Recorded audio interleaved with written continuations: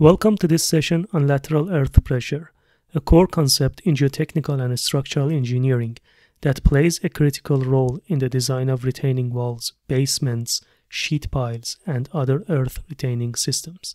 In this video, we will explore the fundamental theories behind lateral pressure exerted by soil, understand the effects of wall movement, and examine practical cases to reinforce the conceptual framework. Whether you're a student, a practicing engineer, or a professional seeking clarity, this lesson is designed to build a strong understanding of how and why soil exerts pressure on structures.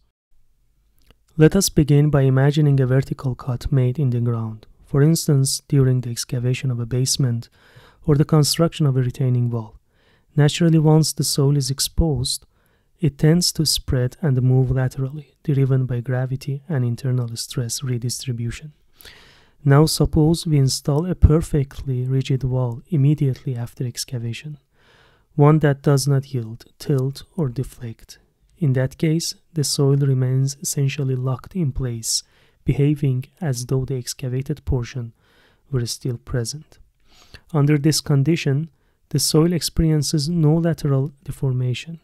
The pressure it exerts on the wall is known as at-rest earth pressure. The corresponding coefficient is denoted as K0, and the horizontal stress sigma h is calculated using this relation. Sigma h equals to K0 times sigma v, where sigma v is the vertical stress at that depth. This condition occurs when the horizontal strain is zero. That is, the wall does not push into or pull away from the soil mass. Although idealized, this state is particularly relevant for rigid walls, such as basement walls cast directly against undisturbed soil layers, where movement is minimal or non-existent.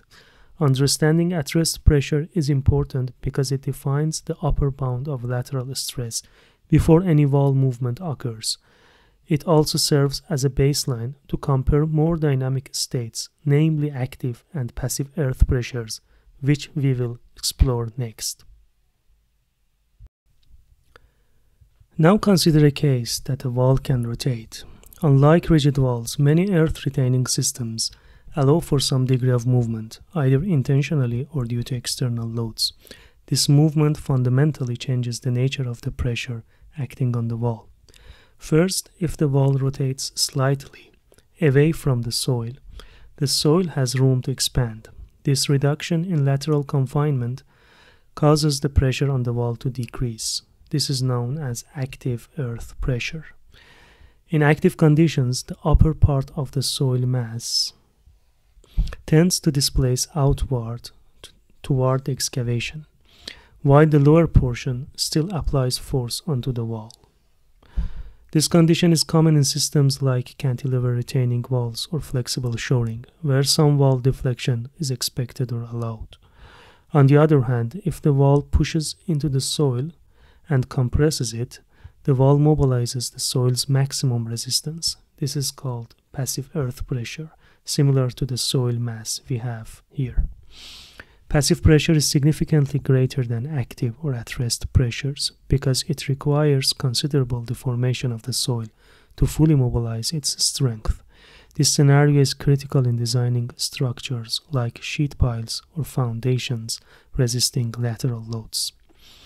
To summarize, active pressures result from wall yielding away from the soil, like the soil mass here. And passive pressure results from the wall moving into the soil, like the case that we have at the bottom of the wall here. Both conditions depend heavily on how much the wall is allowed or expected to move. Just like in the case of at-rest earth pressure, we can relate the horizontal stress in both active and passive conditions to the vertical stress using appropriate coefficients. For active earth pressure, the coefficient is denoted as Ka. The horizontal stress under active conditions, sigma h, in this case, would be Ka times sigma v, where sigma v is the vertical stress at the same depth. This equation tells us that when the wall yields away from the backfill, the soil expands laterally and exerts less pressure on the wall than in the at-rest state.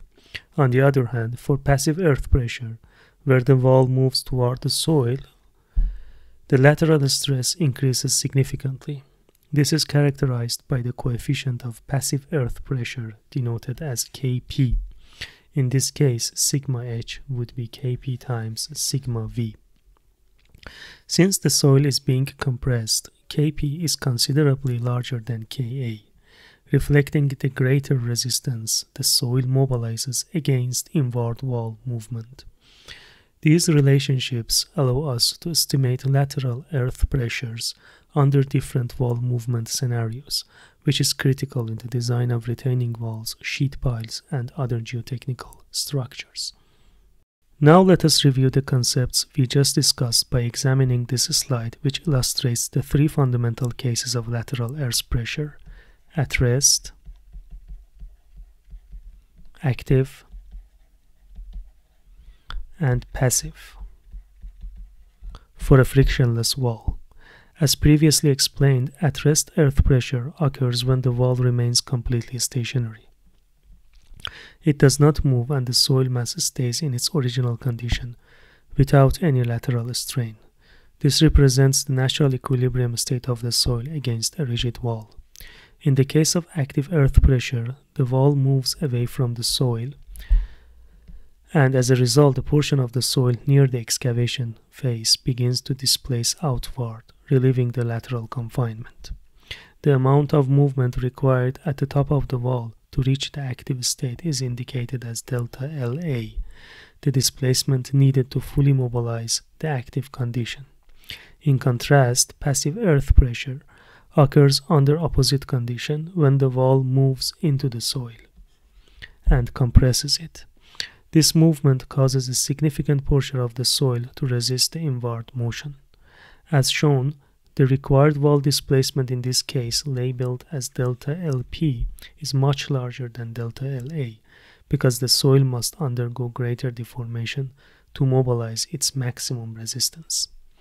Also notice that the volume of soil affected in the passive case is noticeably larger.